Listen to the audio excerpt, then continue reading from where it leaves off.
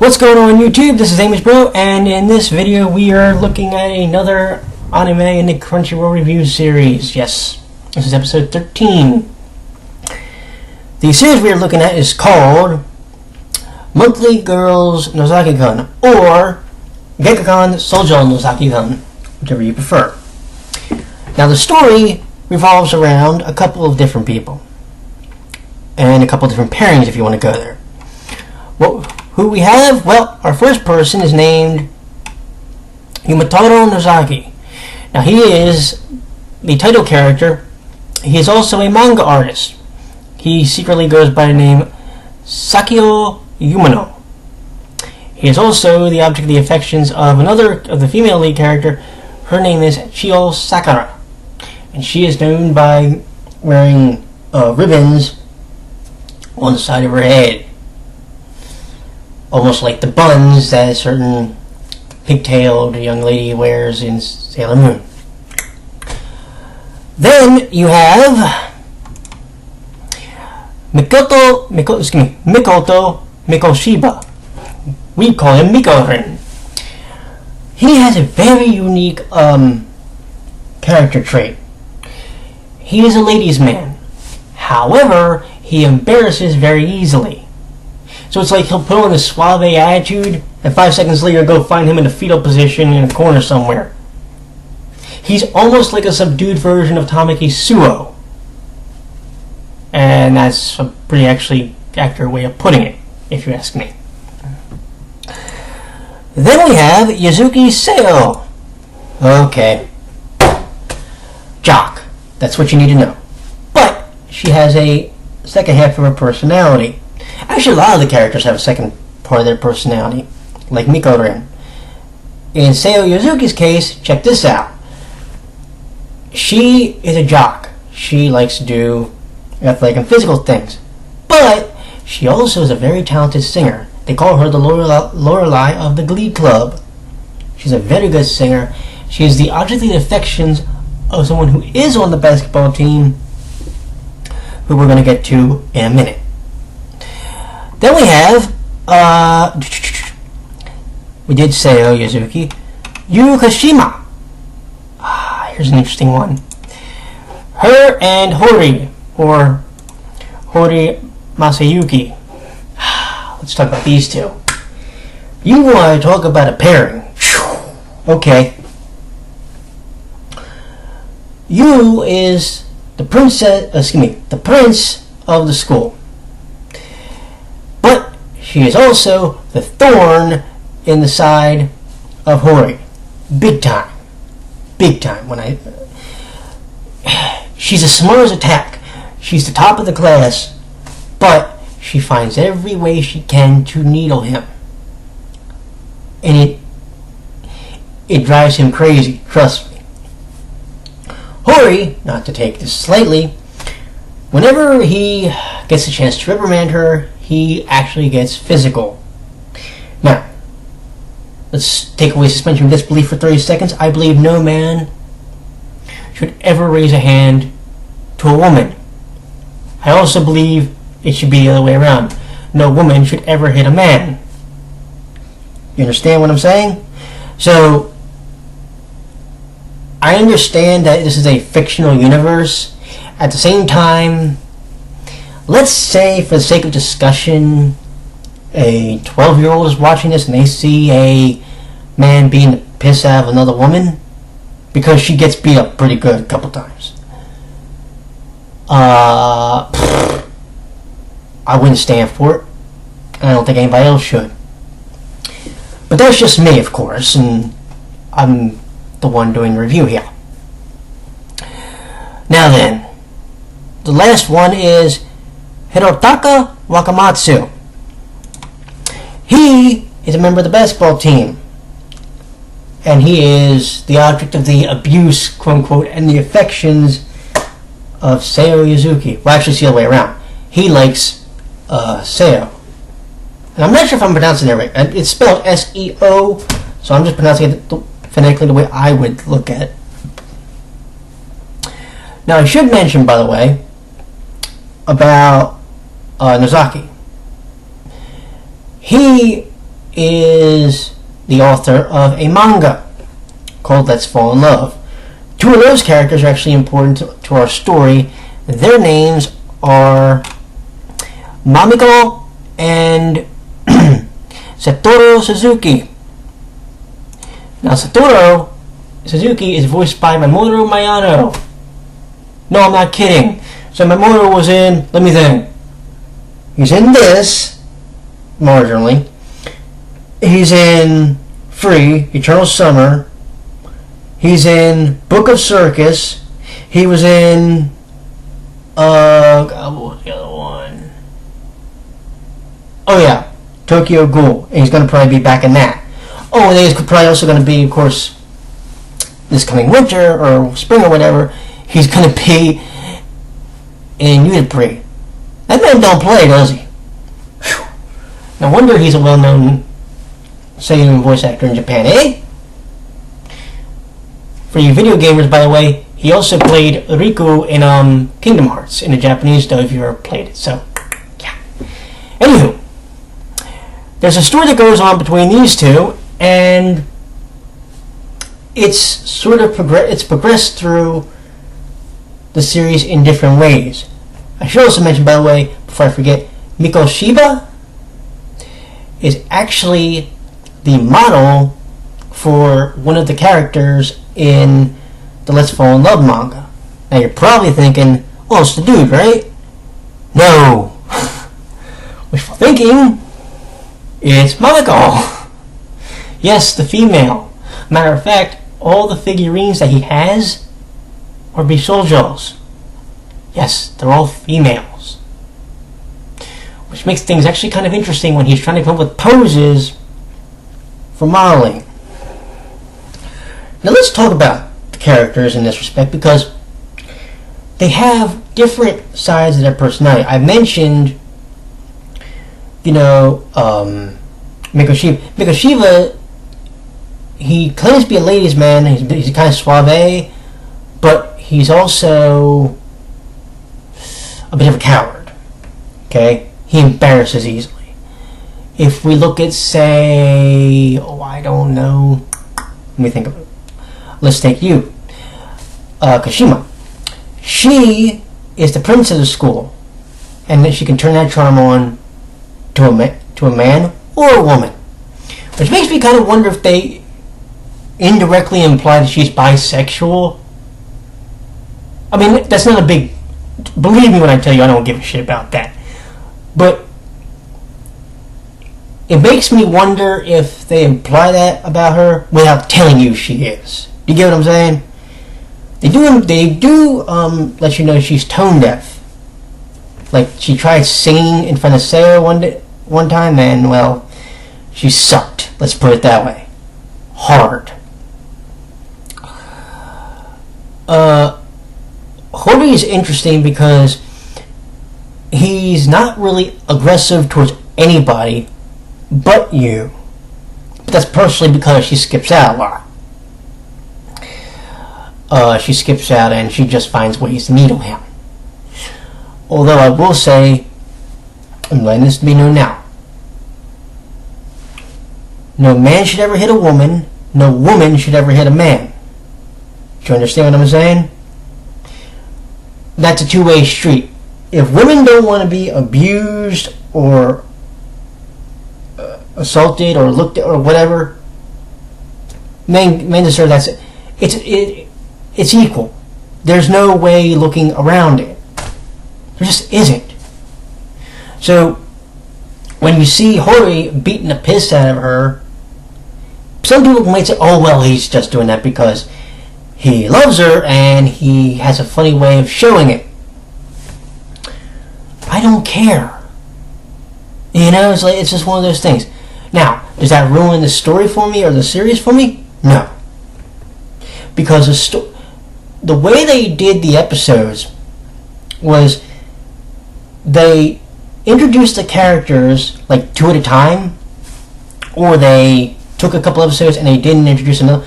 They basically everybody introduced by episode 6 that you really needed to know, all the main characters. And then they had these side characters that you've met through the series. But just personally to me, they didn't really become as important. The one maybe that did, I'll give you his name right off the bat, is Ken Bayame, who is the editor for Nozaki. Now his old editor was named Mitsuya Mano. Interesting fact about him, he's voiced by Daisuke Ono. Yes. Let me just look. Yep. And Daisuke plays Midorima in Kuroko's no Basketball. He played let me think. He plays Sebastian McGaley's in Black Butler. He also played Kira from the Heavens idol group in Udapri. So we have a little bit of a connection here with some stuff from Black Butler and Udapri and so forth. And it was just neat to see that, because I really wasn't aware of it, that he played him. Now, I will say one thing about this series. First off, the way they tell the stories, once you get past introducing all the characters, because virtually every character gets an episode. Once you get through to about episode 6 or so, they start doing this where they literally will split the episode into like 2 stories. So one half goes to the first story, the other half, and even a little bit past the ending credits, goes to the second half, so you can have the proper conclusion. Do you see? And one thing that was really interesting was they told 2 other stories really well that were subplots. They told the story of Nozaki coming up with the manga Let's Fall in Love, and how the different people like Chio and Hori and even Wakamatsu, how they all helped with the creation of it.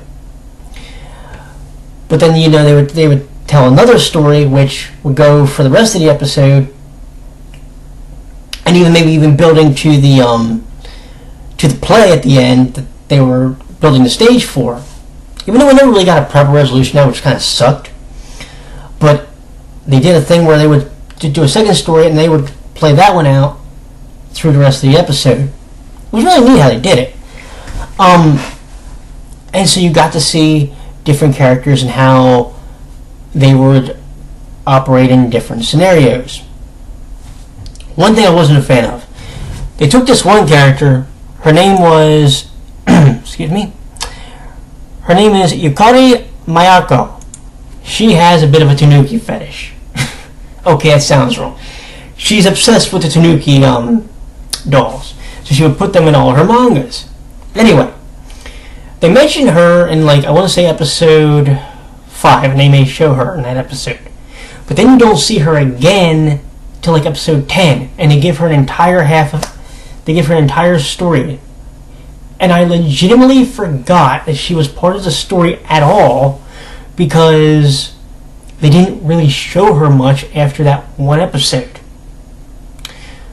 I'm also trying to understand this one. There was this one plot they did with a rainy day. The deal was that Nozaki was trying to come up with a scenario. So he was trying to have his character, Suzuki, I believe it. Sad. Yeah, Suzuki. And he and Mamako was going to go, on a rainy day. Well, because it was raining out that day, so he was drawing inspiration from it. That was an interesting quirk he had. He was pretty much married to his job, so every time he was going somewhere, he couldn't think for 2 seconds unless it wasn't about the manga. But anyway, so they're doing the thing with the umbrellas, and wouldn't you know it, Kashima happens to be like, oh, it's raining outside, and all the girls follow behind her with their umbrellas, like, take, or umbrellas, like, sit under mine, because she's hip with all the girls, you know. Anywho, they start walking and they're going down the street. Well, Hori is behind her with a friend of his from the drama club. He takes his umbrella, folds it up, takes the handle, and then pulls her from the back of her collar out amongst all the girls. I'm sitting there thinking to myself, really? You had to do that? What was she doing that was rallying you up? Blocking the road? Christ. Alright, well, couldn't you find another route? Like, really? I didn't get that part. That was like one of the few things I didn't understand. The one other thing I didn't like, Miko Shiba's gimmick of being a suave ladies man, but also at the end turning into a bit of a coward. Okay. One episode that doesn't fit it. Let me explain to you what happened. So they're rehearsing for the play, but Hori was having to play stand-in. He's the president of the drama club. He was standing in to play the opponent for the prince, who is Kashima. Okay. They needed to find somebody who could fit the role a little bit better. Well, Nozaki tried, but he failed miserably. Okay. To get Miko Shiba, which you kind of figured they were going to, they get him, and he does a very good job. They complimented him. He got complimented when he was doing the job for a modeling gig. You know, he did a very good job, but then he went into his shell a little bit. Well, guess what happened here? Yeah. He did a really good job, and he got complimented, and then, towards the end of the episode, you see him in one of the classrooms, hiding legitimately behind one of the curtains, and all you saw was his head, and maybe the bottom of his pant leg, and his school shoes. Now, I forgot, I think this was episode either 10 or 11. It was towards the end of the series. My whole thing was, okay, you established this gimmick well, but this was one time when, you know, and the best part was he had already agreed to do the job again for them.